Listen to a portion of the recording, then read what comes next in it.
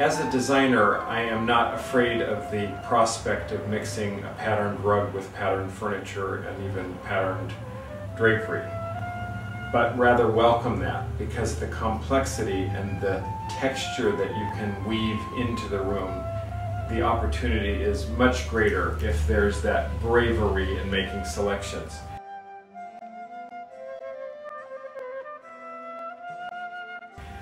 Just to kind of drive that point home further is the beauty of strong color and how it combines two different elements together as long as they have that color ingredient in common. In selecting this first rug, which has only 3 main colors to it and creates a very strong foundation for the space, to illustrate that, a second rug, which of course has a much more complex color palette, sits beautifully with it, whether it's as an entry rug or an adjacent dining room or just as a companion to this.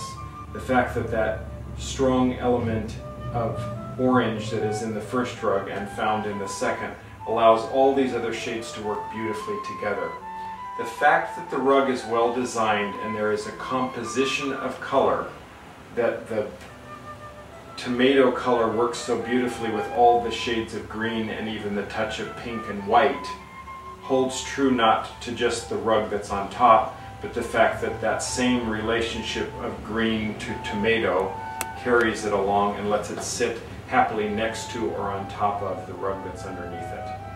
One really wonderful element in a rug that is an unusual color combination as this is that the companion pieces are joined together by their color association.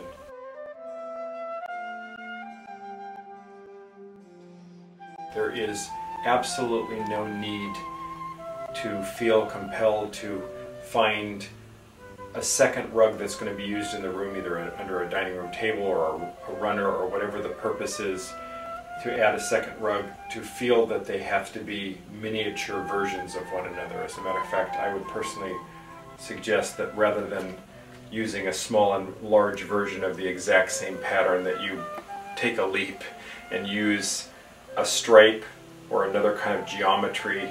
It's the colors that will bond those two rugs together and make them part of a whole that is the room, rather than the similarity of design.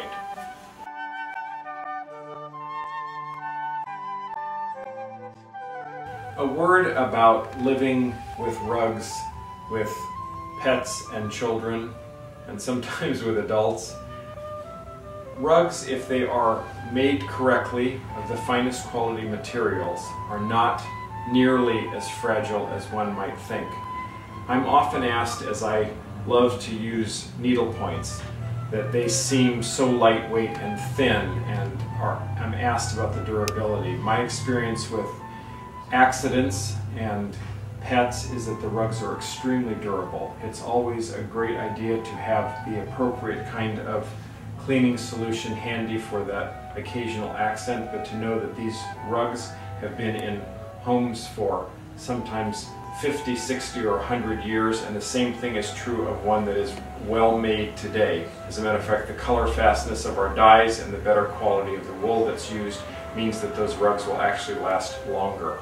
So live with the rug and enjoy it. That's what it's all about. If you find yourself so fearful of walking on your rug that you're not comfortable in the room, then we've missed our job, and that is to make sure that the rug brings a comforting element to the room, not one that says, don't come in here and don't walk on me.